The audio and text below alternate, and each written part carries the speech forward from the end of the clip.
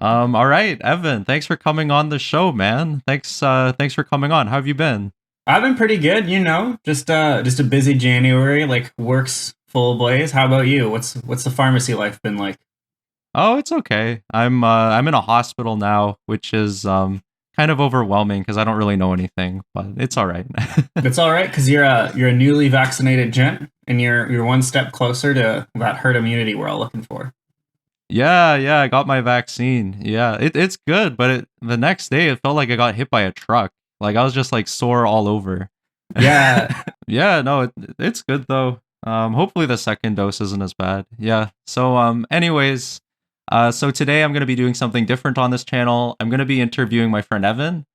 Um, so yeah, Evan, thanks again for coming on. oh yeah, no problem. Really glad to be here. I'm a long time viewer, first time guest. Yeah, that's what I like to hear. Okay, so for those of you guys who don't know, let me just introduce you for people who don't really know. Evan and I have been good friends since middle school. Out of all of my friends, I think that Evan has the most experience in the field of mental health. He's been a really big advocate for mental health awareness and pushing for improvements in mental health services throughout his years at Queens. He's played a big role in organizations like Jack.org, Queens for the Boys, and now he works for Capitalize for Kids. Evan, I've made a couple videos in the past about different mental health topics in the last couple weeks. But beyond antidepressants, I'm pretty ignorant about a lot of this other stuff in this area. So I'm super excited to have you on just so I can pick your brain. So, thanks again for coming on. No problem. And I think you've done that other side of the coin really well. I think like I've seen your videos talking about uh like the physical like effects of depression on the brain like over the long term. And that clinical side is something that I've personally found fascinating. But of course, like mental health is both sides. There's that physical side, and then there's that like emotional, circumstantial side, that experiential side that victims feel on a day to day basis. So I'm really glad to be here and talk about it. Yeah. Because you've got a lot more practical experience. I pretty much just read stuff. So No, I don't know. I don't know, but I wouldn't go as far as say yeah, that. But maybe our viewers can judge at the end of the episode. But yeah, yeah, no, yeah. I'm glad to be here. I think So it'll be a nice conversation. yeah. So I'm just gonna ask you a couple of questions in no particular order. First thing I want to ask, Evan, in high school, I always remembered you as more of like a class clown, jokester type of character. Evan, tell me about how you transitioned from being someone who didn't really seem to take things very seriously to more of a mental health advocate. Like, what's your story? How did you get into mental health? Yeah, so I think the long answer is like I've always kind of been struggling, and kind of humor was always a pretty easy way to deflect and to cope with it. Uh huh. It's also a really good way to kind of mask the insecurities that lie beneath, or the worries or the fears. So if anything, like I've always been that. Not that like I don't enjoy humor, but that's always been a part of me. These things have existed together, though it kind of seems like a juxtaposition. It one sort of supported the other, and a lot of it's because when I was younger, I didn't really understand properly how to cope with complex or intense emotions. So when I was in high school and I started to struggle more acutely, I wasn't really aware of what the signs of Mm-hmm. depression looked like, what the effects on Yeah. me could look like. That what I was going through was legitimate or not unique. And so Mm-hmm. instead of bringing it up, instead of seeking attention, because I wasn't sure if I needed help or anything, I decided to cope with it on my own. And so that would be through presenting a version of myself that I thought was acceptable. That would be through alcohol abuse. That would be through isolation when I couldn't really face to see people. Um, Yeah. so I would say it was really that education, that experience that I got pretty bluntly through my experiences that led me to open up about my mental health. When I realized, okay, the way I'm dealing with this is not helping me. It's not advancing my health. It's not advancing my goals. It's just making the things I'm suffering with worse and worse and worse. So it was almost inevitable that I was going to have to address my mental health at some point because it was very real. Uh huh. And like around which grade did you notice it start to come on? like the depression, like those types of negative feelings? I think intensely in grade 11 and 12. I think I had been feeling anxiety or like social anxiety for a long time before, but I would say in the way that I know my depression and anxiety to manifest today, really, really late high school. Mm-hmm. And I'm sure I'm not alone. I think like that's a time where you realize you're about to head to your next steps in life, whether that's university, whether that's something else. That's a pretty big transitional time for youth. And so I, like many others, started to feel anxiety as to whether or not I was on the right track to accomplish everything I want to accomplish, along with all sorts of other social anxieties that teenagers feel. Uh-huh, yeah. Do you find it was more so like comparing yourself to other people in terms of like you felt like you should be on like the path to going to like one place that other people are going to, and like you weren't? Was it something like that? There's a lot of that. I would say part of it was, especially at a school like Lawrence Park, everyone's pretty much on the same track. You go into a STEM field at like a top 10 university, um, and like that's your only goal. Like everyone wants to go into commerce, everyone wants to go into engineering, and like whether or not that's actually what I wanted, I didn't really want either one. Like there's a lot of pressure, so you have like a lot of pressure to take the most advanced courses, even if they're not going to be like helpful to you in your career. You have Yeah. There's pressure to excel. Like the pressure I was putting on to get grades weren't actually the grades I needed. They were just the grades that I felt like I would be proud about, like when people asked for them. Um, Mm-hmm. yeah, I would say there was a lot of that social pressure, and then at the same time, when everyone's talking about like what they want to do, like what their views on success are, uh, Yeah. you stop thinking about what you actually want, and you start thinking like, well, if this person's standard's higher than mine, like am I actually going to succeed if I don't meet that standard? And you keep hearing it over and over again, and then you start to worry about whether or not you're going to succeed, which is silly because like, success is not like a binary threshold where you do or you don't, and it's not the same for every other person. But that pressure was legitimate and it was there, and that was certainly something that compounded the negative feelings I had. Yeah, yeah. Yeah, it's bad to like to take all of the courses that other people are taking just because like that's their path to what they think is success rather than doing like what you actually want to do yourself. Yeah, absolutely. And I think on top of that, we never like there was a lot of academic pressure, especially the neighborhood we came from. Uh, and I don't think we ever had that talk. I don't think um, our authority figures were ultimately that concerned or capable of dealing with kind of the massive mental health struggles that people our age were feeling, or the pressure that was on us. And I don't think we were aptly educated to identify signs in ourselves and others that might mean that we're putting a little too much pressure on ourselves and how to relieve that pressure. Yeah, yeah. Yeah, I completely agree with that. I didn't really I mean not that the curriculum in our high school was bad by any means, but it seemed like they tended to focus a lot more on, STIs, like um I don't know, like violence in school, like gang violence. Like they seem to educate you a lot about that. Oh, and especially drugs. Yeah, we got a lot of education about drugs. Not a lot of it was not very accurate, but we did get told that drugs were bad. But like Evan, in high school, like you were depressed. I was very depressed in high school. And I think that a lot of our other friends were probably dealing with their own mental health struggles. Why do you think that, mental health was never something that was really addressed much in the curriculum? I mean, I think the curriculum that we did, because we graduated in 2014, was pretty outdated. I think it was created in the 90s.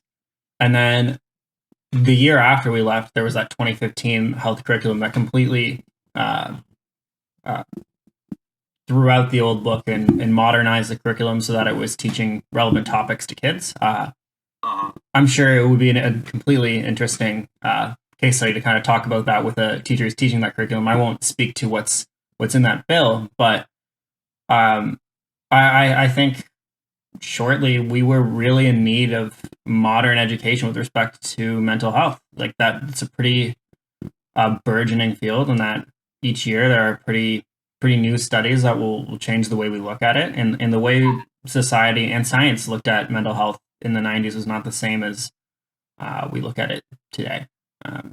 So it just wasn't the education we needed was not the education we received. Yeah. No, I definitely agree with that. I think I mean in mental shoot in high school I was really depressed, and I think I definitely could have benefited from, like an antidepressant. And I don't know why they never talked about that. Yeah, Um and it's like wild that all of us, not all of us, many of us were going through these struggles side by side, not able to identify it in ourselves or others. And I'm sure we would have. I'm sure if both of us knew what the other one was going through, we'd want to support each other, but we just weren't capable because we didn't have the tools at our hand. And that's not to say that like I would blame a specific teacher or a principal or anything for that because they're dealing with the curriculum they had, but it shows it's a systemic issue, and it shows that um, like we owe a lot more to our kids. That these are people who trust adults to help them navigate the world, and if they're navigating that world with incomplete information, then they're going to get hurt, and that's what yeah, happened to a yeah. lot of us. Oh yeah, for sure. So you're saying how like our mental health curriculum, like the way that we thought about mental health back in high school is different from how it is right now, like in modern curriculums. Can you speak a little bit about like what those differences are? I don't want to speak to the specific new bill and like specifically what's being taught, just because that's not my field of expertise. Oh, okay. Okay, Yeah, true. but um, but I do know that most of the former health education was modernized and updated. Um, which, like as you mentioned, for example, like we were learning like inaccurate information from like the height of the war on drugs, and that was our knowledge about like the health effects of marijuana, for example. Like that was not accurate, and it was kind of like this whole consortium. I think, yeah, I don't want to speak too much more on it, but Hmm. I would certainly welcome any modernization to the health education that children are receiving. Yeah. No, for sure. Okay, so I'll just get back to the some of the questions I was going to ask. Evan, I remember a story, and this is a part of the reason why I wanted to interview you in the first place, but I remember a story like pretty well from I think it was back in 2015. And I think it was during your winter exams of your second year at Queens. And I remember this post pretty distinctly because it was the first time that someone that I knew was open about their mental health struggles, like publicly. So, Evan, can you walk us through that experience? And two, can you tell us what really like inspired you to share something so personal publicly on social media? Yeah, yeah, and I think this story begins before uh, when I shared the story quite a lot before. I'll start in high school, Uh-huh. and that was when I knew something was wrong. I didn't know what. I had a feeling it was depression, but I wasn't quite sure. I couldn't identify the symptoms or the signs or like the severity. I just felt that there was kind of a dark cloud over me. I felt no joy from doing the things I normally loved. I felt like a failure. Um, and I felt like a pretty public failure. I felt like just with my position at the school, like being on student council, that like I felt eyes were on me all the time, and I didn't Uh-huh. want anyone else to look at me and see what I felt was my life falling apart. So that's kind of where that class clown character you were talking about earlier came in, where it's just like I can present this um, to my friends, to like my teachers and stuff, and then no one Mm-hmm. will see the kind of tears and the seams that I thought were there. And that wasn't a good way to cope with it. Like the feelings didn't go away. It just looked like the feelings weren't there to the exterior. And so I looked for other ways to cope, um, to to get rid of those feelings. And one of my Mm-hmm. vices was alcohol abuse. Um, when I would drink, I would drink so much that I didn't have my stresses anymore. I was just in a completely inebriated state. But when you drink, you're not necessarily solving your problems. You're just like borrowing good times from tomorrow today because you're just going to feel worse after. Your stresses are going to come back. You're going to have that physical hangover. Um, you're going to lose time, and so it's kind of a vicious cycle where if you use alcohol as a way to cope, um, there's an immense cost to it that I wasn't quite aware of. Um, Mm-hmm. to say I became an alcoholic is probably not medically accurate. I wasn't addicted. Like I would go days or perhaps a week without drinking, and I Yeah. wouldn't have a physical withdrawal. But when I did drink, I drank for absolutely the wrong reasons, and I did not drink to enjoy myself. I drank to get away from my problems, and so I would categorize myself as someone who abused alcohol. Mm-hmm. I think when university hit, it was just another transition in my life, and then um, with that depression that was going untreated, I another coping mechanism I used was just to isolate myself. So I would stay in my room. I wouldn't wake up. I wouldn't go to class. I wouldn't see friends unless it Uh-huh. was to Yeah. drink, of course. So uh, with my grades slipping because I wasn't going to class, uh, I then that became a vicious cycle too because I was just more depressed and more anxious, more worried about my future, and Uh-huh. then I would drink more, and then finally, I think it was at the end of second year was around when I hit my rock bottom where I was drinking before exams and drinking to study, and um, Mm-hmm. at that point, people around me noticed that something was wrong because I was just never doing anything productive and always had a bottle or a can in my hand. Uh, Mm-hmm. that was the first time I used the word depression to describe what I was going through because at that point it was pretty obvious even to myself that um, this was not me. This was not who I wanted to be. Um, it was at that point that I went cold turkey off alcohol. I just dropped it completely because I knew that it wasn't a positive crutch for me, and I started seeking counseling, which was really helpful at the time, and I started getting more involved with Jack.org to kind of uh, promote mental health awareness because I really wished Mm-hmm. that I was more aware of my mental health.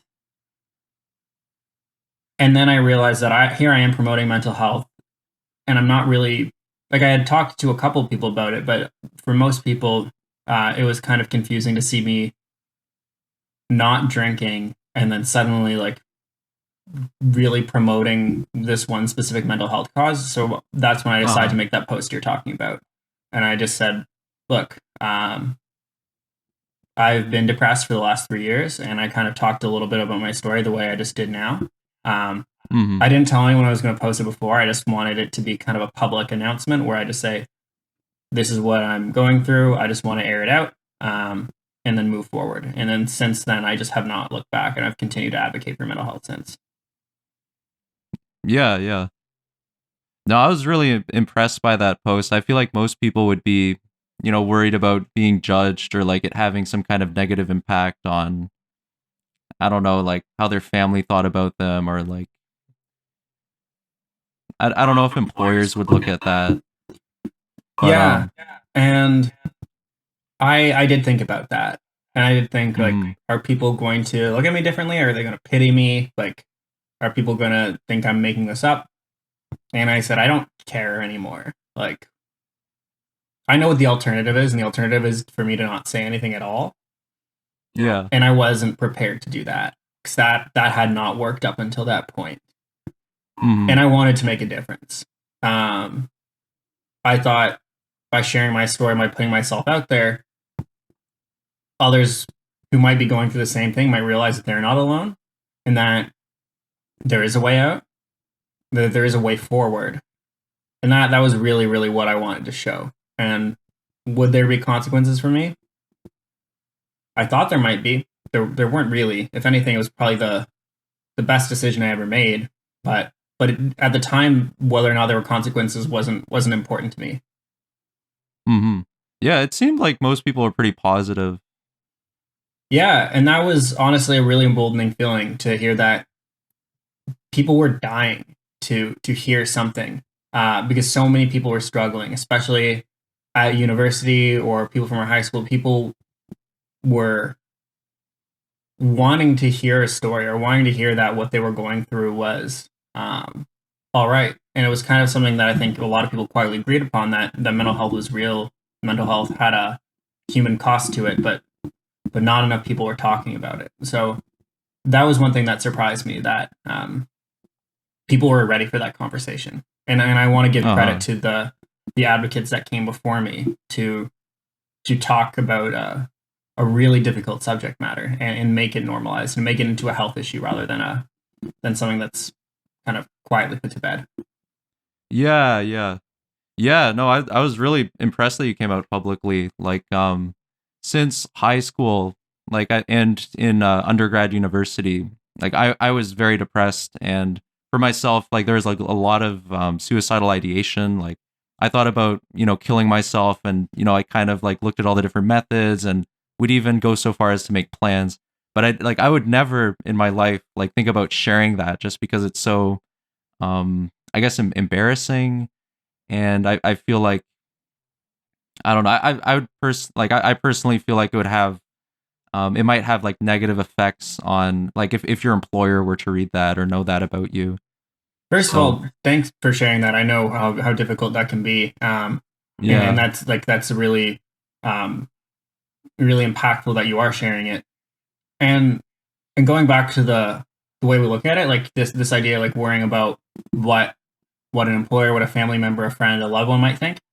That was a real fear, and perhaps like it for a lot of people who haven't kind of yet, it is. And the goal of raising awareness for mental health is to reduce that stigma, and not shame someone for mental health in the same way you wouldn't shame someone for having cancer, because it's a disease. It's not something that they chose to have. It's not something you can just snap out of. uh-huh. Uh, like if you want to keep your health issues private, that's fine, but no one should judge you for having one. And I think we're a lot closer to that point now than we were 10, 15 years ago. Uh, Yeah, yeah. Yeah, because I never thought about it as a health issue. I always thought about it as like myself being like mentally weak and being like subpar, being inadequate, and it was like my responsibility to try to fix that myself, I think you we're know? taught that, especially Yeah, men. Men are yeah. taught to be strong, like not to cry, not to show your feelings, and that's really toxic. It's really harmful. It costs lives. Um, but you're not alone in being told that or thinking that, and it's because, like as a society, we put these standards on men that are not reasonable at all. We ask them to Mhm. bottle up their feelings. The idea of having depression or anxiety has historically been viewed as a non-masculine trait, which is ridiculous. It's a human trait, irrespective Yeah. of gender. So you're not alone in that, and that's one thing I think we as a society need to grab by the horns and say, look, men can feel, men can cry, men can have depression, anxiety, men can be hurt, and that's fine. We want men to be healthy. Yeah, yeah. Yeah, I feel like it should be more public because if people don't know about it, then they have no way of like addressing the issue, of getting help, and then that's only going to make the issue worse. Like for me, like I was very fortunate that antidepressants were very effective for me. So as soon as I got on, I think I got on like an SSRI first. Like within like 4 weeks, I was feeling much much better. And I'm not saying like antidepressants are the end all be all, but I think like objectively where I was in my life, like when I was feeling like the most depressed, it didn't really make any sense. Like I didn't have a very bad life, you know and I feel like I was going in the right direction. But yeah, if I had known about it before, and if I just knew that antidepressants were an option, then I don't know. I feel like it would have benefited me a lot. So, but yeah, let's talk about you some more. So, I've personally had great experiences with antidepressants. Have you tried any antidepressants, and like what was your experience with that? So yeah, I have tried antidepressants. I was on sertraline. I was on sertraline for a long time, Uh huh. on different doses, like 50, 75, 100 milligrams. And I personally found it not to be helpful. Okay. And that's okay. I think different people react differently to different drugs. You're definitely going to talk about that, and I'll cede the floor to you after. But personally, I found CBT to be the most helpful.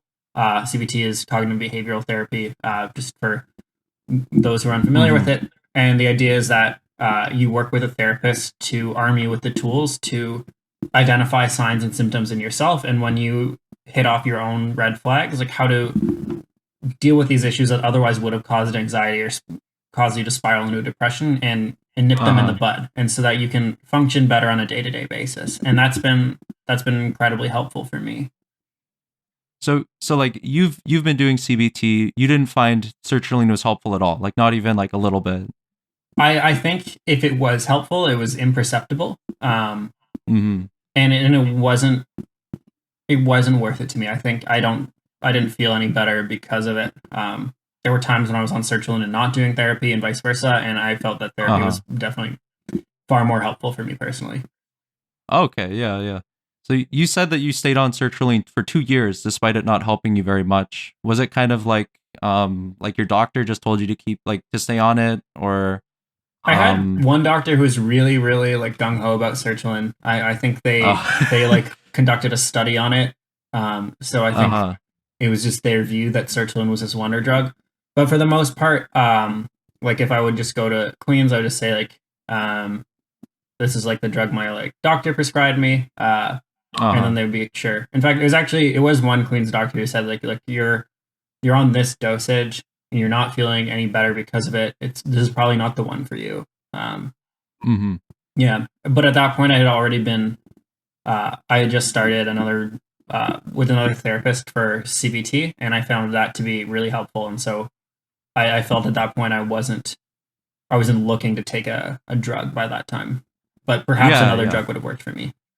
Yeah, that's really interesting how that doctor was so gung ho about sertraline. Because what the research shows in like like the clinical studies is that it's only going to work for 1/3 of people, and if it doesn't work for you, you got to try a different drug, and then see if that works, and then try another one, see if that works. But it looks like CBT has worked wonders for you based on what you're saying. Can you like talk about your experience with CBT? Like, what kind of stuff did your therapist have you do? Like, how do you even go about like starting CBT? Yeah, so I think it starts like you would imagine any therapy session where you just get to know your therapist because you can't just walk into a session and then have them prescribe you like a drug or like have them just like kind of deduce every part of your personality. You have to kind of build that rapport with them and you have to build that relationship. And that means kind of talking about Mm-hmm. yourself. So you go through that. And then you kind of talk about like the problems you want to solve. So you're not necessarily trying to look and see like this specific event in my life is the cause of all my problems. It's more like, okay, so this is a problem you dealt with this week. Like, how did that make you feel? And at that point in my depression, I was really, really hard on myself. So, Mm-hmm. uh, like, if I don't know, I I did poorly on a test or something, like my brain or like this little self critic inside me would then jump to the conclusion that I was stupid or like incompetent or a failure. Um, Uh-huh. and so what happens in CBT is like the therapist is going to maybe challenge you on that and say like, okay, like this happened. Is that really like the conclusion you would jump to? Like, what would you say if like a smart friend of yours did like poorly on an exam?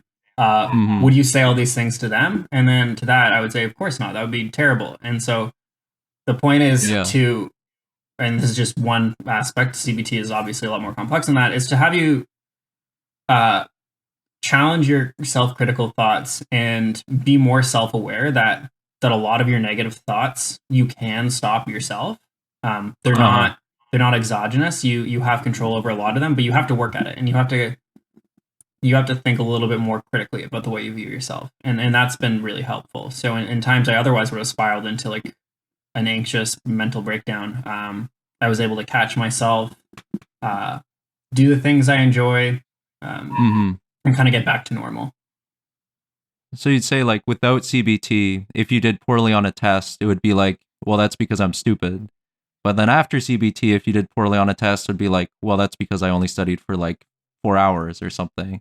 You ground yourself a little bit more. So like I would say before, like one bad event would Uh-huh. compound and it would grow and like I wouldn't want to deal with it and then like it just gets out of control. Um, with CBT, you're kind of able to stay at your steady state a lot better, so that you're able to deal with both good and bad events in a pretty stable way. So it's not that I won't ever feel bad again. It's more that when certain triggers that would cause me to go into like an anxious breakdown happen, Mm-hmm. I'm much more capable of catching myself. Okay, yeah. So you can kind of you do a better job of like identifying when your thoughts are spiraling, when they're not like logical, when they're just like negative for no reason. Yeah, yeah. And I've been doing it for a while, so Hmm. I would say like I'm a lot better at evaluating myself now than I was before. Like not perfect, of course. Like I'm sometimes hard on Yeah. myself, and that's just a character thing. But yeah, I've worked a lot to be more fair on myself, and that's like that's actually done wonders for my health. And funny enough, that being less hard on yourself sometimes makes you perform better because there's less of Yeah, that yeah. pressure. So, Yeah, no, I find that as well. That's really interesting. How so you found that your depression kind of manifested itself as like an internal monologue that was very negative. Like just a very negative person on like on your shoulder who's just like telling you stuff. yeah, he's telling you stuff, and he's showing you like every worst case possibility that could spur from Uh-huh. that event. Um, and then you just like kind of have like catastrophe fantasies. You're just like, oh, I'm gonna like end up homeless on the street, or like I'm going to like fail out of school and never do anything with my life, and no one will like remember me. And it's like that's not reasonable, like to think for like a small um, kind of issue that comes up on a day to day basis, but there's that little voice that kind of makes you think the worst and makes you believe it. Like you believe that guy. Um, Yeah, yeah. and Even though that was what I had to stop doing. I had to tune him out and say like you're not giving me helpful information. yeah. Yeah, he's not his opinion is not needed. But no, that's really interesting because I had that exact same experience. Like I had a very like my internal monologue would be extremely negative and it'll tell me all kinds of shortcomings that I have and all kinds of ways that I screwed up and this and that and that and this. But in my case, when I started taking escitalopram, I found that that negative voice kind of went away. And it's weird because when we think about like voices in your head, like I'm thinking about psychosis, I'm thinking about like schizophrenia and stuff. Not that those issues are like completely out of the normal or anything, but I don't think I had psychosis, but I definitely had that internal that negative guy in my head just telling me stuff. Yeah, it's yourself.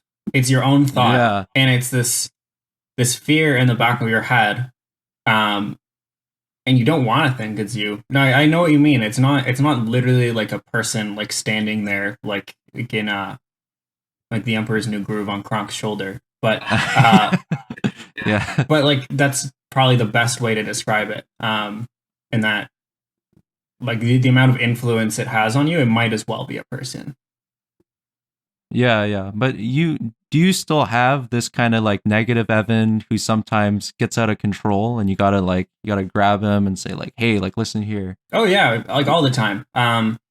Like definitely like when I'm not like on my game, like sometimes I'll have that Uh voice, huh. but I'm much better at dealing with him now. Um, Okay.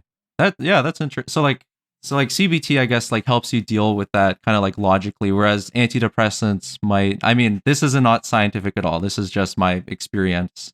But it seems like antidepressants kind of just made that guy go away and now like my internal monologue is normal. So that's interesting. That's interesting. Okay, so when I talk about mental health, I'm mostly talking about depression and anxiety because like those are the two issues that I've dealt with the most myself. When you talk about mental health, like have you dealt with any other mental health disorders other than depression? Like OCD, psychosis, whatever, yourself. in terms of what I've been diagnosed with, Mm-hmm. depression and anxiety. Okay. That those are the two. Um, like I've had them on the severe end of the spectrum, but I haven't dealt with uh, anything else. You know, you wonder. Like I've thought like oh like if I have highs and lows, like am I suffering from bipolar? But I honestly think like some of that's just when you're in your worst state, you like wonder like what you're going through. And I think honestly, I've just had anxiety and depression. I haven't struggled with a lot of the other spectrum of illnesses that I know exist and I know can be profoundly impactful in people's lives. Yeah, that's true. I think most people like depression and anxiety are pretty. I think that they're up there. Like they're a lot more common than some of the other ones. Yeah. Not that the other ones. Yeah, Mhm. yeah. No, they But and they so can be you talk. triggered in people that otherwise wouldn't suffer from them. Like you can develop that just by going through like a series of stressful uh, experiences over a prolonged time. So I think that's probably why they're more common. Yeah. Yeah, you were talking a little bit about alcohol, your relationship with alcohol. How do you think like how did alcohol impact your depression? Do you think like you weren't depressed and then like you're a bit sad and then you started using alcohol and that's kind of what like spiraled into like some of your depressive episodes or like what's your relationship with alcohol? How do you think that connected with your depression? I think now I view it as a bellwether. Uh-huh. When I'm drinking more, it's or when I'm feeling worse, like I tend to want to drink more just because like I'll get shaky or anxious or nervous about something or nothing at all. And so that's like a red flag I used Mhm. to identify myself. Back before had been treated, um, that's a good question. It might be a bit of a chicken or the egg. I would say that it was a crutch and that I was looking for any sort of relief at all. And like alcohol Uh-huh. offered fake relief. And so it either did not improve me and I was just getting worse on a day-to-day basis anyways, or it hastened um my deteriorating state. And I would think more the latter. I think that because it takes away your ability to be productive, it does damage your Mhm. brain. Um, I would say it made what I was feeling worse. But I would say its biggest place in my life was just as a way to ignore my feelings. So just as a way to ignore like what you were going through. Yeah. And as my life was kind of like falling apart, or so it seemed, I used alcohol to forget that. Yeah. And like how many drinks were you having in a day like at your worst? It depends on the day. I wasn't really counting. I would just drink until I felt nothing. It could be three, it could be 12, it could be like any number. But yeah, no, I would never stop myself. Like there were points where I stopped myself because I literally stopped functioning. And those days existed. They were frequent, although not all the time. They certainly happened. Uh-huh. Would and you said that you like discontinued alcohol cold turkey and you just like straight up stopped drinking. Like what what is it that led you to that? Yeah, cuz you went cold turkey. I remember pretty distinctly for a while like I'd have my beer and Daniel would have his beer and then you wouldn't have any beer. So like what led you to that? What led you to decide to just like quit cold turkey like that? Um, I think my burnout was pretty intense, and on the exterior, like it looked like my problem was drinking, which is a part Uh-huh. of it. So I think like whether it was like pressure from my family or friends, like that I felt like no one asked me to. Um, I felt like it was important for me to stop drinking, kind of to keep going on my journey, to like know that I could. Um, Uh-huh. because it was a crutch for me. Like when I stopped drinking, um, I had to kind of deal with my health and like become more in touch with the feelings I actually had, as opposed to the feelings Uh-huh. that alcohol gave or took away from me. Um, Mhm. yeah, and I think that was it. It was just like it was something that had a detrimental impact on my life, like depression or not. Like alcohol certainly impeded my ability to function all the time, and so without alcohol, um, I was like I just had more time. Like I wasn't hungover in the Uh-huh. morning. I wasn't like drunk all day. It Yeah, was you're a kind of lot like more productive. yeah, it kind of Mhm. helped me build my life back up at a time where I needed something. I needed like a rope. Yeah, yeah. Were you always able to recognize that alcohol was giving you problems, or were you kind of like unaware of it for a while, and then like something happened that really woke you up? I was pretty unaware of it. I knew I drank a lot, but I thought that was just like normal like university stuff. Uh-huh.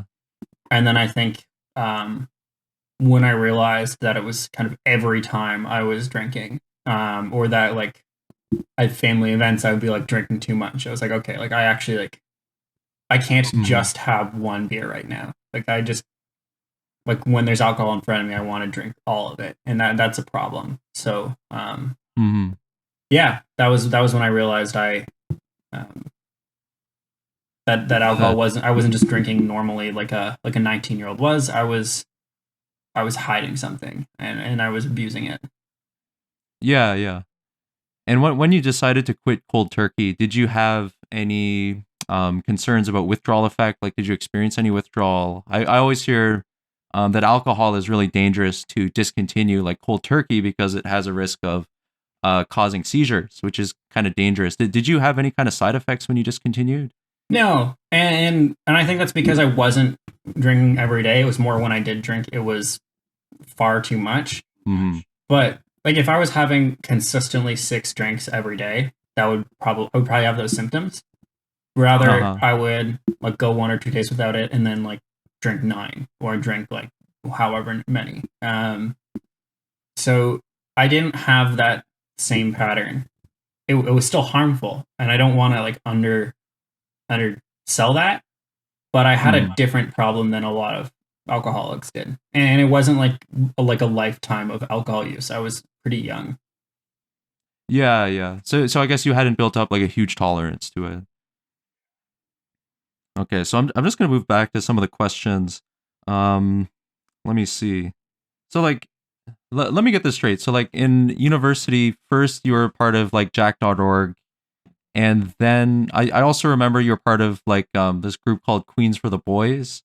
And I kind of looked briefly at their Facebook page, and they seem to be focused on like mental health in men. Um, do you think there are any like specific issues that men face when it comes to mental health? Or and like what exactly is Queens for the Boys? Really good question. And I'll try to answer both of them. So I Yeah. do think men have. I think every intersection has different issues they'll face. I Hmm. think women. I think people of color. I think different gender identities will have different uh, issues that cause mental health problems, like compound Yeah. with their mental health problems differently. And I think it's important that all these voices are part of the choir. Um, and I think one of the reasons that Queens of the Boys is found is that uh, men's mental health has some pretty severe health costs. Like the rate of suicide for men is astronomically high. Yeah. Yeah. Like alcoholism in men is very high. Men suffer mental illnesses at the same rates as women and other gender identities, but they're just not getting treated. Hmm. At the same time, uh, men are not encouraged to speak up about their mental health, which kind of compounds and means men are not getting treated as often.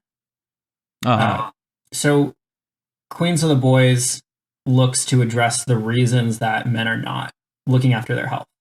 So that statement for the boys is like a classic uh, statement a lot of men use, like whether or not it's toxic or benign. Yeah. Like sometimes it'll be used to like encourage men to drink more, or to like go out when they don't want to, or to like kind of toughen up. And we wanted to subvert that. So Queens for the Boys takes the term for the boys to mean making sure you're looking after your friends, making sure you're looking after your own health, making sure you're making your community a better place. So we would address issues of toxic masculinity that were harming men, whether that be um, encouraging your friends to drink, whether that be like not uh, checking in on yourself and making sure that you're doing okay, whether that's like kind of being like aggressive and macho on nights out and harming those around you. Uh, we wanted to make sure that men were a part of making the community and community health a better place. Okay. So it wasn't like it's not just focused on mental health. It's also focused on like what kind of things can men do to make their community a better place, you're also saying. Yeah, and mental health is a huge part of that, for sure, and especially like with the intersection of mental health and substance abuse, as we've talked about today already. That's certainly an important part, and it's a pretty big pillar of the group, at least when I was there. Um, Hmm. but but yeah, you're right in the sense that it's not just that. It's I would say if it would boil down to one thing, it's getting men to talk about the issues that affect them and their community, proportionately. Yeah, yeah. So you're saying like you're talking about a little bit about substance abuse. So from your experience, it seems like men have much bigger problems with substance abuse than women do, or just like I don't know, like on average. That I would probably leave to a study, as I'm not Okay, conducting one yeah, myself. that's But I fair. would say like there are certainly pressures on men to drink more, or like it's Hmm. a pretty macho thing to be able to handle your liquor, or to kind of like show how wild you can get, whether that's with drugs or alcohol. Um, Uh-huh. and I would say certainly like I personally felt pressure, like as someone who wasn't super like athletic or macho, like the way I could show that was Hmm. just by drinking more than everybody else, which is not healthy, not necessary, Yeah. but I felt that pressure, and certainly the fact that I wanted to show off, that I was just as much a man as everybody else, like that was a part of it. Hmm. Yeah, yeah, and especially in like mainstream music, at least in the rap scene, it seems like a lot of rappers are like under the influence of something all the time. That definitely doesn't help. Yeah, that's I think been music since day one. Yeah. Yeah. So Evan, correct me if I'm wrong, but you've really advocated for and worked on improving mental health services mostly in the context of youth, like from what I've seen. You've been a part of groups on university campuses, and now you're working for Capitalize for Kids. What are the unique difficulties that you feel that youth experience when it comes to dealing with mental health issues compared to the general population? That's a really important question. I think it boils down to the fact that youth are among the most vulnerable populations out there. Uh Um, huh. Kids haven't been taught to identify health issues, know what's right and wrong, um, know themselves enough to know when they're unhealthy. Kids, youth really rely on systems and authorities to support them. And I think we let them down. Um, I think that in some parts of Ontario, wait times are over a year. That's not helpful for a kid that needs help now. Like Um, wait times for like the for mental health therapists. services. Oh, mental health Yeah, services. Okay. depending on where you are, Hmm.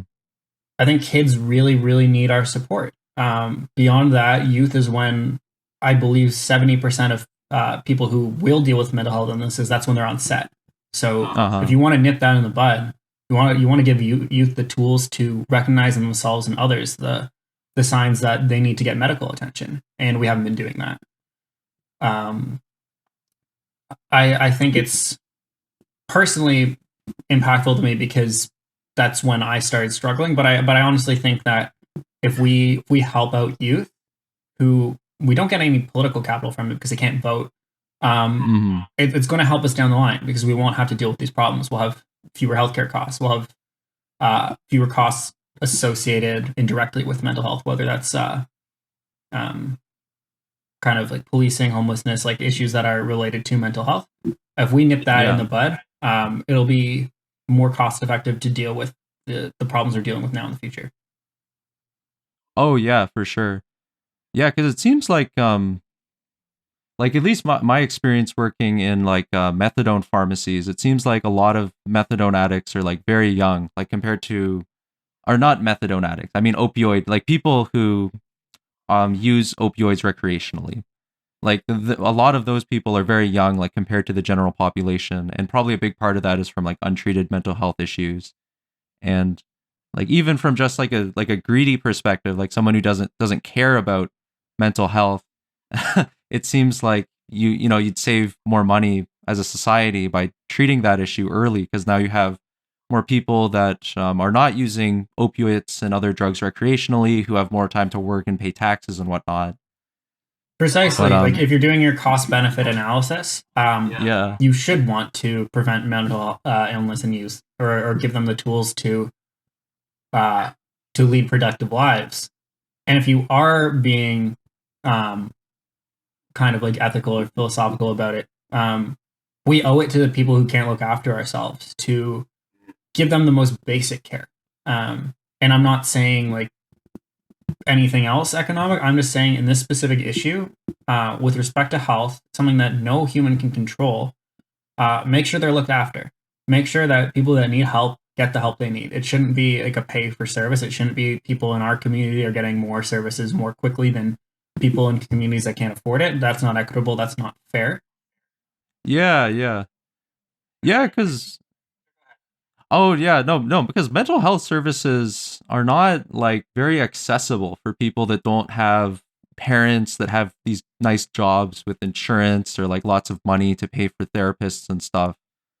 Like I feel like most kids, if they go to like their family, not that family doctors are bad, but like if you go to your family doctor, they have, you know, like 10, maybe 15 minutes to talk to you. And really the only thing they can do is prescribe you a drug.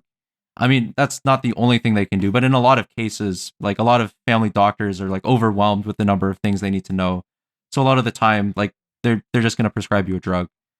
Um, like Evan, like what was your experience? Because you were a young person going through mental health issues. Like, how long did it take for you to get the type of therapy that you needed? Because for someone like you, like drugs just didn't work for you, right? Like they weren't effective. You had to get, you know, CBT. You had to see like a mental health therapist for like to find something that actually works. So like, what was your experience going through that? Like finding one of those?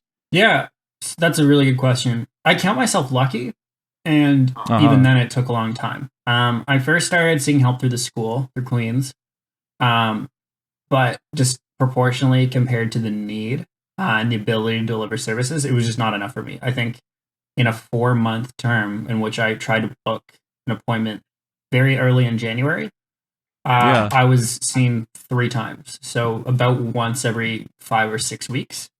Um, which for someone dealing with acute mental illness is not enough. Once every 5 or 6 weeks. Yeah. So What? like That's really I infrequent. met my therapist like probably Yeah. beginning of February because it was a month after. Then like probably another month or month and a half later, I had my second appointment Uh ever, huh. ever, and I just been introduced on the first time. Um, and then I had my third appointment in April.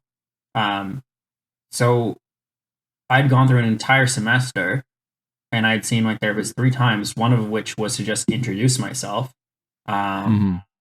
so really like 2 helpful sessions, and that was not enough to help me pick the piece of my life together. Um, I'm lucky, and my family supported my mental health journey, so I was able to.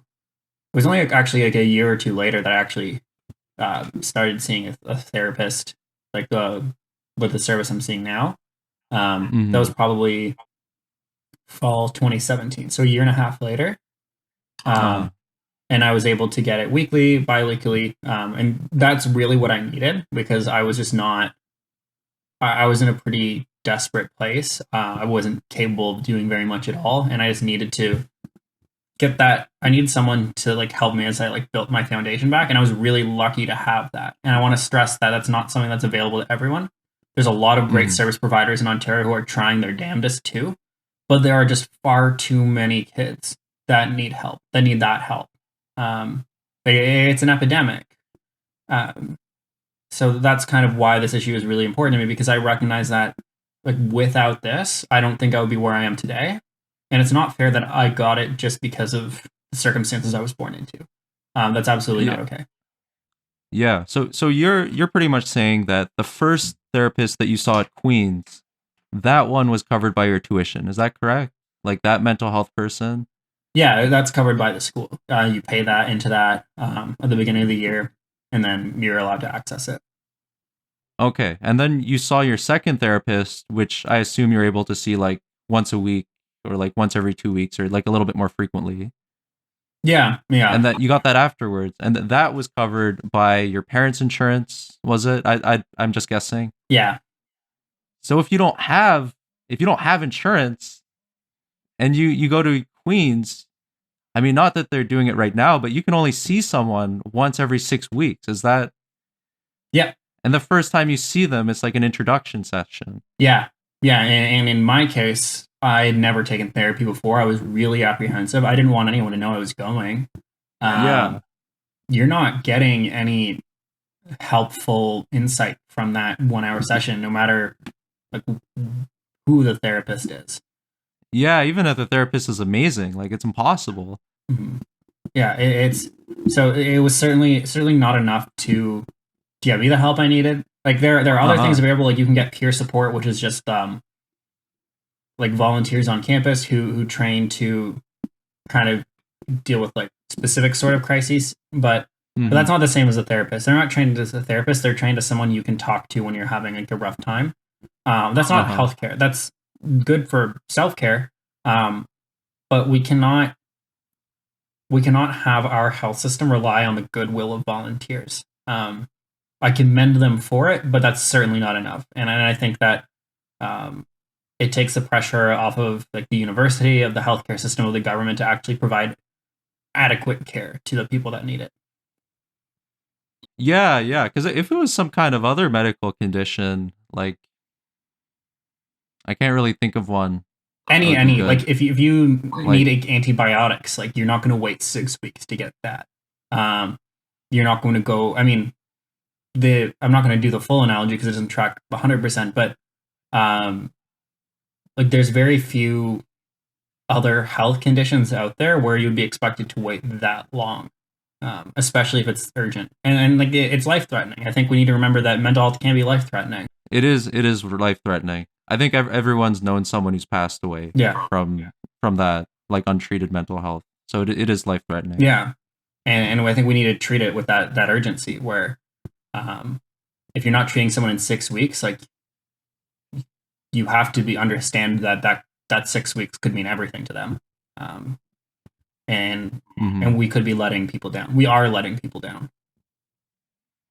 Yeah, exactly.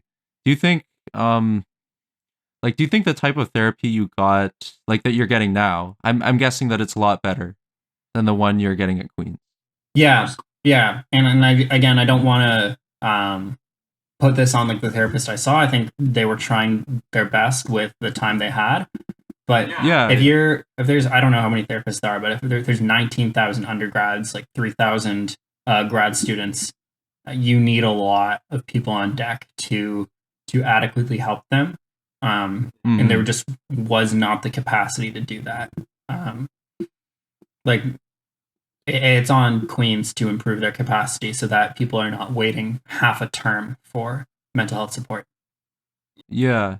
What do you think would have happened if your parents didn't have insurance, if you couldn't afford therapy, and if the drugs didn't work and you're stuck seeing someone once every like 6 weeks? I might have dropped out of school. Because I wasn't capable of going to classes and supporting myself at my worst. And I really needed medical help or therapy to get myself back on track. Not because I wasn't capable, but because my symptoms were so acute. I don't know what else would have happened. It could have been really bad, but I know that the help I got is the reason I'm the person I am right now. And I think everyone should have access to that if they need it. Yeah, no, absolutely. Okay, so I just want to talk to you a bit about Capitalize for Kids. And like, what is Capitalize for Kids? Like, sorry, this is completely off topic. Oh yeah, no worries. I'm sure you'll put some movie magic in, edit it the way it needs to look. I'll try to edit it. But like, what exactly do you do at Capitalize for Kids? Like, what is Capitalize for Kids, pretty much? That's a good question. So I heard about Capitalize for Kids, I want to say near the end of my undergrad. I've been involved with Jack.org, raising awareness for mental health. And I found at Queen's that a lot of people, by the time I was done there, were aware of mental health. Like they were aware of the cost of it, they were aware of our organization. A lot of people were saying like, okay, like you have our attention, now what? Like I'm open about my depression, but I'm still waiting all this time to get services. Yeah. And then I heard about Capitalize for Kids. And what Capitalize for Kids did is that they worked with mental health service providers, looked at their operations, worked with like clinicians and kind of the CEOs of these agencies and try to find opportunities to improve their capacity without increasing their costs, whether that would be through changing processes or like adopting new technologies. The idea is that to make like changes to the way they work so that they could get more kids off the wait list and into sessions. And I thought that was a really, really awesome mission that I just wanted to be a part of. Especially like my background is economics. I really love problem solving. I love working with numbers, like that kind of business side. And then this was a field that was actively searching for those kinds of talents to help a cause I really cared about.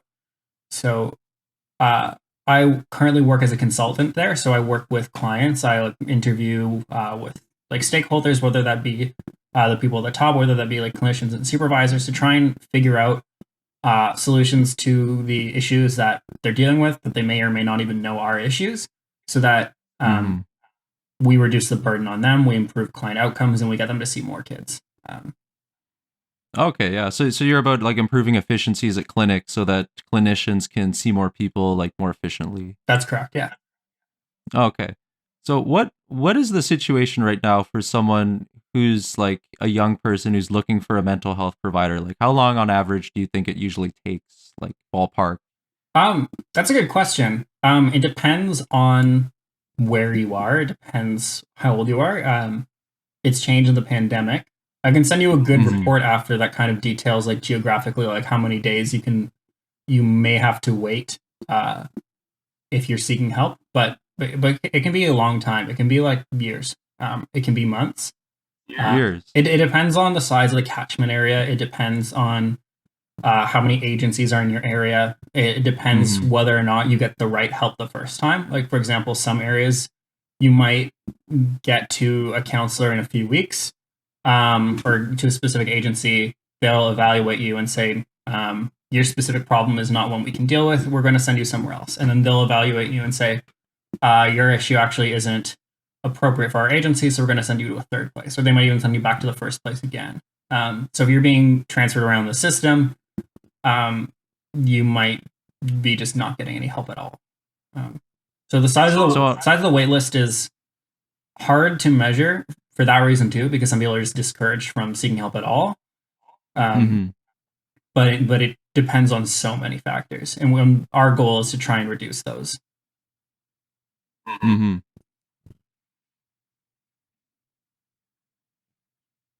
Yeah, so that's a pretty good explanation. Sorry. They're here.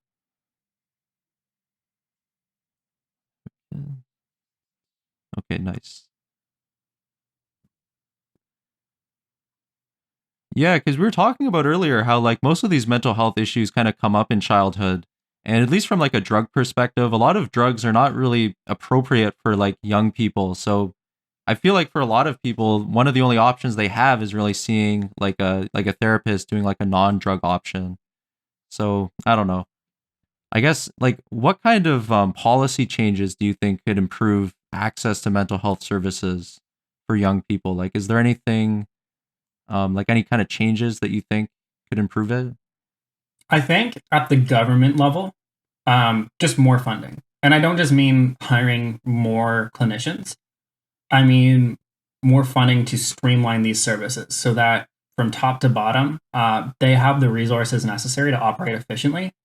In a perfect world where everything's run efficiently, like I don't have a job because these clinicians are able to hire their own like business administration, their own like data analyst talent to kind of do that quality assurance on their own. But a lot of these agencies are cash strapped, so what they have to do is they need to provide as much service as possible to their youth to prevent that wait time from going up. So they can't do a lot of the business administration on their own.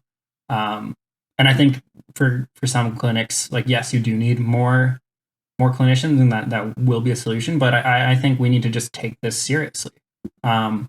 We're not looking at like underfunded hospitals. Like we look at these hospitals in Ontario, and you see how much money is going through them. It's because we take it seriously. We know we know how important like a good public health system is for our population. We need to treat mental health that same way. Mental health isn't a different issue. It's a subset of public health. Um, so we need to make sure Yeah. that our mental health institutions are running at top capacity. Um, so I would say Yeah, prioritizing yeah. that. How has the pandemic been affecting like some of your clients? Like how many people are trying to get access to these services now? Like I mean intuitively it would seem like it would make it worse. That's a good question. I won't speak to one client. I'll speak to what I've seen in general. Um, Uh-huh.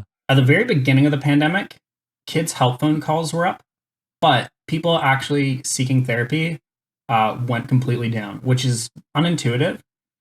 The Mm. reason for that is that therapy wasn't people's first concern anymore. People were wanting to make sure there's food on the table, making sure they're paying for rent, making sure that the lights stay on, that they're not getting evicted because suddenly everyone lost their jobs.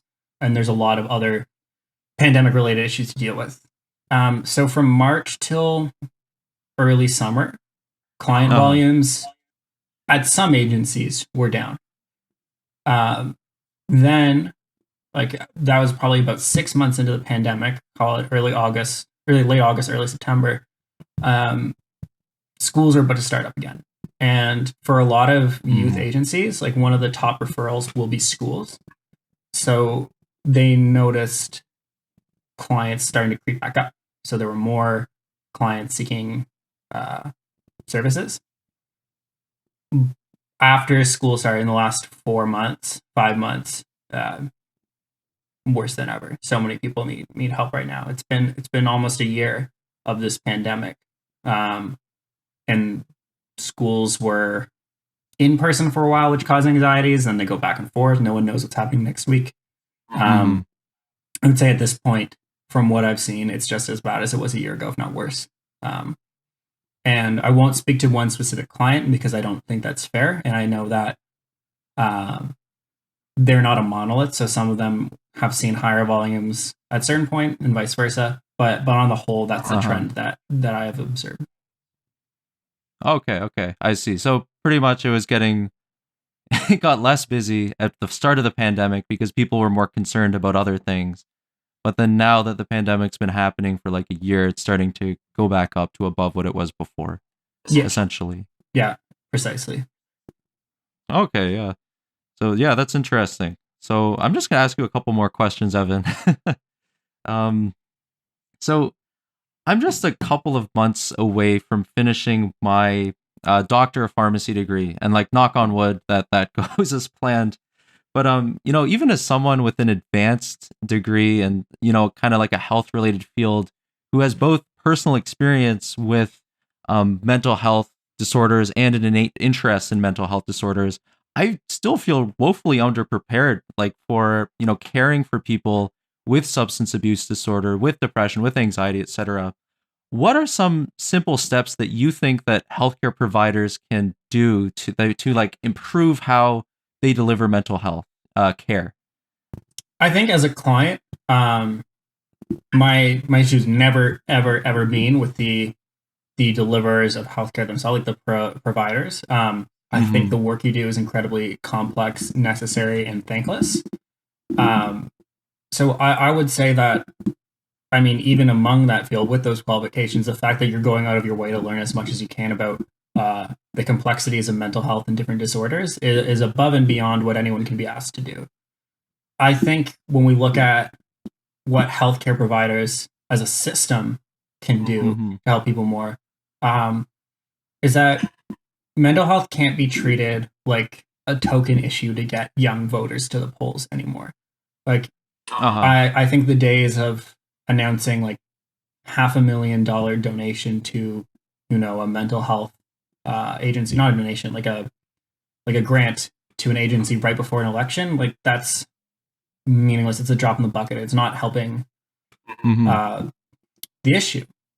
I think it needs to be front and center. I think that we need to demand that mental health be like a top bullet point on a politician's platform, that it be debated. Uh-huh. Um, we need to see a plan to make sure, or to see how different parties, different politicians will get from this point where we have thousands of kids on this wait list, or issues like youth homelessness, where there's something like 90,000 homeless people in the city of Toronto today, about a quarter of which are youth. How are we going to get? How are we going to solve these problems? What are you going to do right now? This is an epidemic. Don't just give pennies on the dollar to a random agency at an opportune time to make it look like you're doing something. How are we going to stop these issues in a tangible way? So I don't think the issue is on healthcare providers, in my opinion. I think the issue is on the larger systems at play, the authority figures, the government, and I think we need to ask more of them. So do you think we could like do you think the right approach is just to like throw more money at the issue? Like I would object to throw more money at the issue just because, especially in the line of work I do, it's not just about money; it's about how you use it. I think there does need to be more funding, but I think it needs to be more funding in a way that multiplies the effect. So when you give money to an issue, like what exactly do you expect the output to be? If you're like, for example, if we're funding a solution, we're not just making a donation to an agency. We're funding a solution that we think is going to reduce wait times by 30%. And that'll have a healthcare value to it. And we want that healthcare value to be larger than the amount of money that we're putting in. And I think the government needs to make those decisions. I mean, they have the tools to do it. Like Public Health Ontario does have a cost-benefit analysis framework that they use that I've looked at. Apply that to mental health and say, like, if we have this benefit we can get for a fraction of the price, which there is that possibility there. I know it because of the work I do. It's the government's prerogative to make sure that happens. And right now, there's a lot of lost healthcare and economic value on the table that they're not even addressing. Yeah. What exactly is a cost-benefit analysis? A cost-benefit analysis looks at the resources you put in versus the benefit you gain. And it's one of, I believe, 4 commonplace economic methods to evaluate healthcare.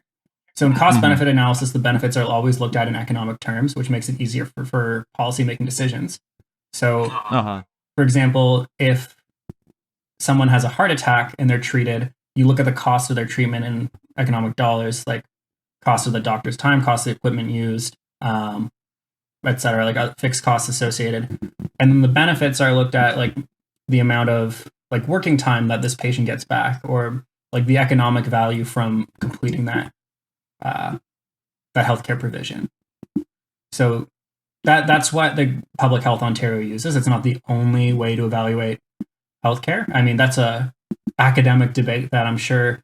Well, I guess like economics is. Anyways, a lot of people have different views on which one is best at which for different types of services. But Public Health Ontario uses cost benefit analysis, and the cost benefit analysis would likely say we're not investing enough in mental health, and we're not investing in the right ways. Yeah. So basically, what I would say is that even as someone who's like who only cares about economics, like as a society, you'd save more money by treating these issues more seriously. Yeah, we if you're not saving more money, you're getting far more benefit from it. Like we would objectively be better off. Like if you're looking at costs on one hand, one benefit on the other, and just the difference between them, we'd gain way more benefit from investing in mental health than we'd increase costs. Yeah, and I think that makes sense intuitively, like from just like going from the basic understanding of some of these, at least with depression, like the longer you, and I talked about this in one of my other videos, but the longer you leave depression untreated, the worse it becomes, and then the more burden that individual is going to have on the healthcare system. And then you have all these like comorbidities that happen when you have like these long depressive episodes, like diabetes, like obesity, like all these other things that are happening. So like just from that perspective, it would be a lot cheaper to see these kids earlier, to treat them earlier, and then to prevent those types of really bad prognoses from happening. And I think it seems really important with like therapy, like cognitive behavioral therapy, because correct me if I'm wrong, but it seems like if there's a like the relationship you have with your therapist is really important for the kind of benefit that you get from that type of therapy. Does that sound right? Like, can you have like really good cognitive behavioral therapy with a therapist that you just don't get along with?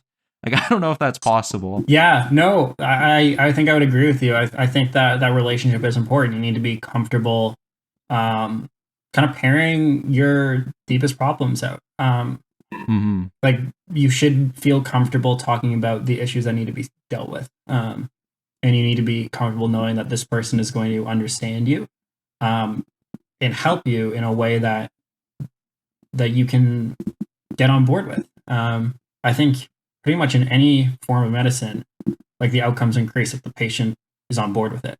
If the Yeah, yeah. patient does not understand the value of the healthcare they're receiving, they're far less likely to actually want to follow through with it. And that seems to be the case in pretty much all all healthcare, whether that's like a patient stopping taking their drugs because they don't think it's helpful, whether that's kind of like rehab. If you don't like believe in the exercises you're doing, you're not going to do them. Like you need to be Uh-huh. fully on board with the care you're receiving, and CBT especially. It really depends on the relationship that you and your therapist have built. Yeah, yeah. So just continuing on like non-farm therapies, and I don't know if this question is completely relevant, but have you tried any like crazy therapies before, like something just completely out of the normal, like just like yelling therapy, or like where you like beat your chest and you like try to like excise some kind of demon? I don't know. Oh man, Or I do you know wish. anyone who's tried something like that? Uh, I'm not confident that therapy exists, but you know what? Okay, never mind that. um, And- no, and like from what I've heard, and this is just completely anecdotal, and I want yeah. to stress that uh, therapy is getting a lot more specialized. So like, there's stuff like Hmm. art and music therapy, and as long as it's done in a clinical setting, if this is the way that you can best reach your patient, do it. Um, if this is the way you're going to get that outcome, because sitting in a chair face to face is not how you're going to get them to open up. Like I see no problem with that. Um, I think it's important to make sure that there's evidence that this is going to help them. But um, I think I'm personally open to non-traditional methods of healing if it's going to have a better outcome than what we've been doing for the last 50 years, for example. Okay, yeah. So you'd be pretty much open to anything as long as there's some kind of demonstrated benefit. Yeah, and I mean, I think that's true for pretty much all healthcare. Granted, the healthcare I'm receiving right now, I'm completely okay with. It works for me, but Uh-huh. yeah, healthcare is pretty personal. Like it changes from community to community, and I think we've seen when we impose Western values on other communities without thinking about the way they view healthcare, like it's not going to work. So sometimes you need to adjust. You can take those like tried and true, clinically proven methods, and then see how you can work creatively within those confines to reach your patient. Yeah, And yeah. that's something that I know a lot of people are studying, and perhaps would be interesting to explore. But I see no harm in that, so long as you're trying your best to deliver good care to the patient. Hmm. Yeah, yeah. I see. I see. That makes sense because mental health is somewhat of a subjective disorder, so it makes sense to try to meet the patient where they like where their values are. Like, yeah, try to help them out in that way. And I know So for like working with kids, for example, uh-huh. like just doing client or clinician interviews, that healthcare is profoundly different than healthcare with or like CBT with teenagers, because you can't just like sit a child down. Like if this is like a 3 year old with a mental health disorder, you can't sit Hmm. them down in a chair and talk to them. Like you need to like play with them. You need to have like that one-on-one time and like build a rapport with them in a different way. So sometimes that creativity is actually necessary, and it's like clinically proven. But like there are commonplace examples of like non-traditional therapy that have good results. Okay, yeah, yeah. And I guess I'm just projecting a bit here because I've been really excited about some of the research that's being done in like psychedelics and depression. I don't know if you've read that research, but some of the data is really astonishing. Like it seems like you can just give someone a like psilocybin or some other psychedelic and then do some psychotherapy with them and have results that last for like months and months and months, and that they only need to take it once. So I've just been really excited about that. But anyways, going on to a different question. And I'm almost done with you, Evan. Oh So no, don't no worry. problem. I'm here as long as you need me. Yeah. So going back to like that cost benefit analysis, I think investments in mental health often catch a lot of flack from the public, just because of the subjective nature of the disorder. I think a lot of people have been sad or anxious to some extent, but not everyone has really gone through a clinical depression. You know, what would you say to someone who tells you, mental health isn't real. We should be investing healthcare resources in diseases that are actually real, like cancer, like diabetes, and whatnot. And people with mental health issues, that might be a product of our society that's like made us weak, or it might be because this person is just mentally weak and they need to toughen up. Like, what would you say to that kind of argument? I'm glad you framed it in the cost Yeah. benefit analysis framework. Mm-hmm. I think when we deliver healthcare as a society, the goal is to give benefit to those patients and back to the community, because our communities, our society is better when fewer people are sick, when people can like know that if they do need help, they can get it, and get back to being productive members of society. There's many, like, it reduces fear, it increases productivity. There's so many benefits. So it's important to look at all healthcare that we're spending on, like how can we provide the most benefit to the most people and to society. Uh-huh. And mental health care is a pretty high leverage opportunity, in terms of like the amount of benefit you can get from that next dollar. It's massive. When we look at pretty well researched diseases, I think we still should be putting money into them. I don't want to make it sound like I'm not, but we've done so much research. There's so much technology in a lot of the care we do that further research is not giving that same value as underfunded delivery of care. So for mental health care, if we can get more people treated, if we can hit that demand better, there's a Uh-huh. lot better benefit to society, or rather lack of opportunity cost, because people who are not being treated for mental health illnesses are often a cost to society, in other Mm. ways. So if we incur this cost intentionally, we can save a lot more money, and we can also improve productivity going forward. So if you're purely looking at this on a spreadsheet, um, investing in mental health care is the smartest thing you can do. Mm-hmm. Yeah, that makes a lot of sense. Like just getting someone back to work, like the amount of money you're gonna make from their taxes is gonna be, quite Or substantial. even a youth. Let's say you have like a really bright child who's Uh-huh. struggling, and that mental health care is at the right time is going to get them back on track. And like, it's potential. Like, do you want that next engineer, that next politician, that next lawyer, or do you want Uh-huh. them struggling? Like, it'll help more people reach their potential. They'll be more fulfilled. Society will be better because they're doing exactly what they want to be doing. Um, there's so much to be gained, um, and we see that with other illnesses. Like we say, like if someone loses their life early on, there's so much lost potential. Like that's true with mental health too. Yeah, It yeah. still has that effect on the On person and on society. Yeah, yeah. On top of all the emotional damage that would happen, when people decide to take their own life. Um, so like, Evan, we're pretty much reaching the end of this interview. Like, what's next for you? Like, where are you gonna go with your own mental health? Like, do you find that you're feeling better, or it's some days worse than others?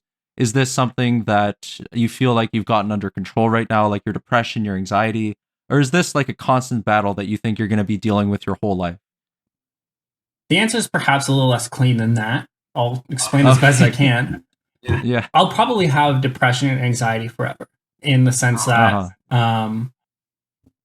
if I don't deal with it, I might be triggered and I could easily spiral. In light of that, I have the tools at my disposal now that I didn't before, and I can catch myself. If I am diligent, I can look after myself and I can lead a very productive life, and I can Mm-hmm. be be happier. I'll have good days and bad days, just like every other human in the world. Um, I haven't cured feeling bad, but um, I would say that having depression and anxiety is no longer going to be an anchor on my foot. And Mm-hmm. for those who are worried that being diagnosed with depression or anxiety is something that'll impact you forever, I wouldn't like. I would say I'm probably better now and better grounded, knowing that like these things can happen to me and knowing how to deal with them than I was before my depression, because I'm just more in touch with myself and I know how to uh, kind of balance and neutralize potentially triggering events. Mm-hmm. So if you like, I mean, as cheesy and cliche as it sounds, what you're saying is that you feel like being depressed, being anxious, going through those problems has contributed to your character. Like 100%. it. It's not. I cannot separate that from who I am today, and I don't want to. Um, it's a pretty defining part of Uh my huh. career about the issues that motivate me, about the work I want to do. Um, Without the experiences I had with mental illness, I would not think the same way I do. I would not look at society the same way I do. Um, it's Mm-hmm. shaped what I think uh, we ought to do to make the world a better place. Mm-hmm. Do you think that the field of mental health is an area that like is that your calling? Are you gonna like? I mean, you can't know 100%, but it seems like this is your calling. This is what you're gonna do probably for like the majority of your life. Does that sound right? Like like advocating for improvements in mental health. Pushing policies. Just bringing stuff into bringing stuff into the light that other people are not willing to talk about. Like, does that kind of seem I'm really accurate? passionate about that. Yeah, At yeah. 24, I will hesitate to say yes. I'll do this for the next like 50 years or something. Yeah, I for will sure. say like there's a lot more work I want to do in this field to make improvements for our community members and for vulnerable individuals in Ontario and Canada. I'd say there's a lot of issues I think that need to be worked on in tandem with mental health. I think factors like youth houselessness in Toronto can impact mental health. If you're worrying about where you're going to be Hmm. sleeping the next night, um, you're not able to look after your mental health. In fact, it might compound the issues you have, or food Oh yeah. security, or racism, like Indigenous issues, LGBT issues. Hmm. All of these things intersect with mental health in a pretty profound and like inseparable way. And I think we need to work on all of them. Um, Mental health certainly is how I got started in this work. Uh-huh. I know I want to work with vulnerable communities, and I know I want to make life better for vulnerable communities and all Canadians. Will it always be mental health? I don't know, but for now, I have a lot more work I want to do. Okay, yeah. Yeah, I see. That's a good answer. Yeah. And yeah, I feel like this is a bit off topic, but I feel like we always like to focus on like negative things, but I'm really grateful for all the tools and resources we have today. I feel like if I was going through my mental health issues, like 1 or 200 years ago, it would definitely be a lot more difficult.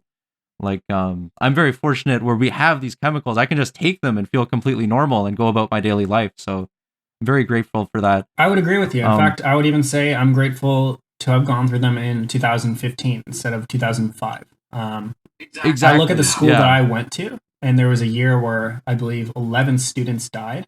Oh, Jesus Whether it Christ. was like accidents due to alcohol, whether it was taking their own life, Uh-huh. like it was just not spoken about. And I think that That was was at just Queens? yeah. This was I think we were in high school. We were in like grade 8 or grade 9, um, and mental health was not talked about at all, like Uh-huh. at all. And in the 5 years after that, like the world changed. Like the way we talk about, like we look at things like Bell Let's Talk. I mean, Bell Let's Talk has received criticism. That's fair. Uh, but at the end of the day, like more Canadians are aware that mental illness is real and costly than ever. Like, and Mhm. we certainly live in a better mental health landscape than we did when we were kids. But there's still more work to be done. Both of those Of things are course. true at the same Yeah. time. Yeah, yeah, yeah. Of course, you got to always be pressing on, where you can make improvements. And the improvements Yeah. happen because people pressed, because people were upset Mhm. with the status quo. And we can be grateful for their contributions while also furthering them. Exactly, exactly. Yeah. Well, yeah, Evan, it's so great to have you on the podcast again. I hope that we actually can record this last time. We shot this whole thing like a week ago, and I forgot to press record, so we lost everything. We had a really great conversation then too. It was about some other things. It went in different directions, but it was also great. Evan, before we go, is there anything else you want to say? Like, I'll just give you the floor. Like, you can just talk about anything you want. Like, what should people know? I think we've had a really great conversation today, and I think we've talked about so many different things. We talked about like the depth of mental health. We've talked about the improvements that need to happen. You've talked about it from a clinical side. I think if you've listened to all of this, you've heard everything I need to say. I will just want to thank you, Isaac, for inviting me on, for offering this platform, and for doing your part to educate people on an issue that needs to be talked about. So thank you. Oh, okay, yeah, yeah. No, thanks again, and thank you guys for watching. Hopefully, we'll do some more of these podcasts. We'll get Evan. I'm sure I'll have you on again at some point, but I don't know. Maybe I'll have some other people on as well. So yeah, thanks again. I hope you guys enjoyed the video.